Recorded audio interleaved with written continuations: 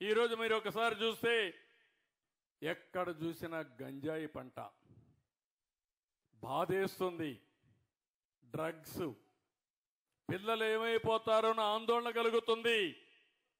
ఎప్పుడైతే డ్రగ్స్ తీసుకున్న వ్యక్తి, గంజాయి తీసుకున్న వ్యక్తికి భార్య తల్లికి వ్యత్యాసం తెలియదు. వాళ్ళలోకి దుర్మార్గులు వస్తారు. అలాంటిది రాష్ట్రంలో గంజాయి రాజధానిగా విశాఖపట్నాన్ని చేసి ఎక్కడ చూసినా పంట పండించే పరిస్థితికి వచ్చారు. 5 ఏళ్లుగా ఒక్కసారి కూడా యాక్షన్ తీసుకోలేదు. పోరాడితే కేసులు పెట్టారు. ఈరోజు నేను చెప్తున్నా, ఎవడైనా సరే గంజాయి కానీ ఎక్కడన్నా పండించినా గంజాయి తెచ్చి అమ్మినా అదే మీకు చివరి రోజున మరొకసారి హెచ్చరిస్తున్నా. డ్రోన్స్ పెట్టాను, ఎక్కడికక్కడ డ్రోన్లన్నీ వచ్చి చూస్తున్నాయి. దానికి కూడా పేరు డేగా అని పెట్టా, ఈగలని పేరు పెట్టా. రాష్ట్రం మొత్తం డేగ కన్ను పెట్టాం. ఎవరైనా సరే గంజాయి పండించినా, గంజాయి అమ్మినా, మత్తు పదార్థాలు అమ్మినా కబద్దార్ జాగ్రత్తగా ఉండమని మరొక్కసారి ఆంజనేయ స్వామి సాక్షిగా హెచ్చరిస్తున్నా. ఎందుకంటే సమాజ హితం కోసం పనిచేస్తున్నా. దానికి ఒక కమిటీ వేశాం, ఈగలనే ఫోర్స్ కూడా పెట్టాం.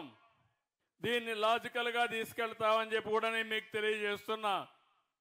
ఈ రాష్ట్రంలో ల్యాండ్ మాఫియా లేకుండా చేస్తాం, శాండ్ మాఫియా లేకుండా చేస్తాం, గంజాయి మాఫియా లేకుండా చేస్తాం.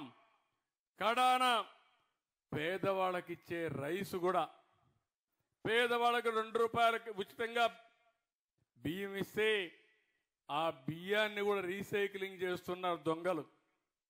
దాన్ని కూడా మీకు చౌకగా 10 రూపాయలు ఇచ్చేసి 6 రూపాయలు 7 రూపాయలు మీకు ఇచ్చి ఆ బియ్యం తీసుకుపోయి విదేశాలకు అమ్ముకునే పరిస్థితికి వచ్చారు దుర్మార్గులు.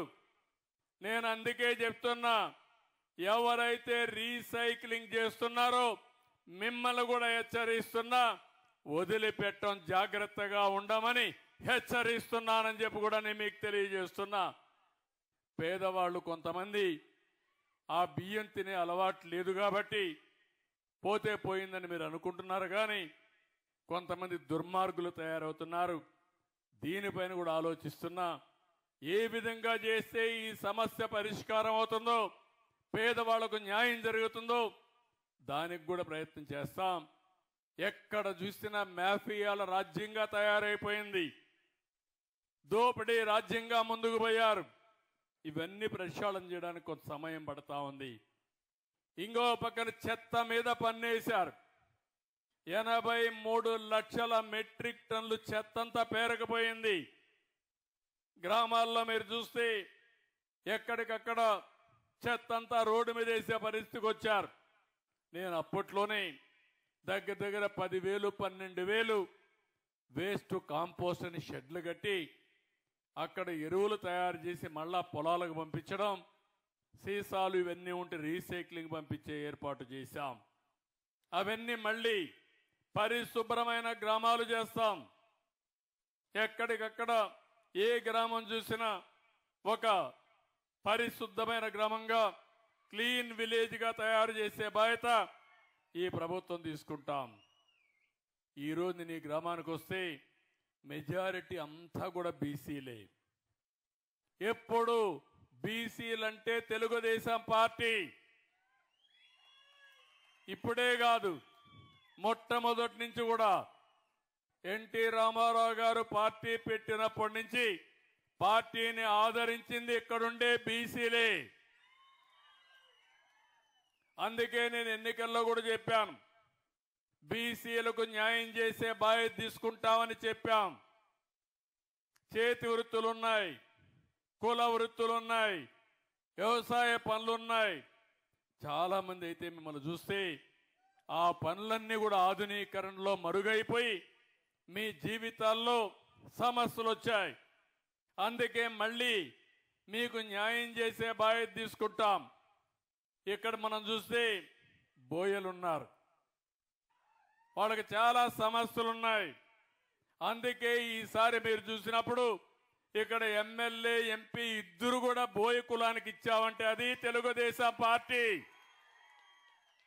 లక్ష్మణారాయణ గారు ఒక పక్కన, కాలువ శ్రీనివాసులు గారు ఇంకొక పక్కన అనంతపూర్ కానీ కర్నూలు కానీ ఏదైతే కురబ కులస్తులకు ఇచ్చాం, ఎమ్మెల్యేగా మంత్రిగా జిల్లాలో కురబకి ఇచ్చామంటే అది తెలుగుదేశం పార్టీ. పేదల పట్ల బీసీల పట్ల ఉండే సానుకూలత అని చెప్పి కూడా నేను మీకు తెలియజేస్తున్నా. ప్రతి ఒక్క కులాన్ని పైకి తీసుకురావడానికి ఆలోచిస్తున్నాను. గీత కార్మికులు వాళ్ళంతా కూడా ఒకప్పుడు కళ్ళు గీసేవాళ్ళు, చిన్న చిన్న సారా అంగుళ్ళు పెట్టుకునేవాళ్ళు. ఇప్పుడు మొత్తం పోయినాయి. అందుకే రాష్ట్రంలో 10% మద్యం షాపులన్నీ గీత కార్మికులకే కేటాయిస్తున్నాను.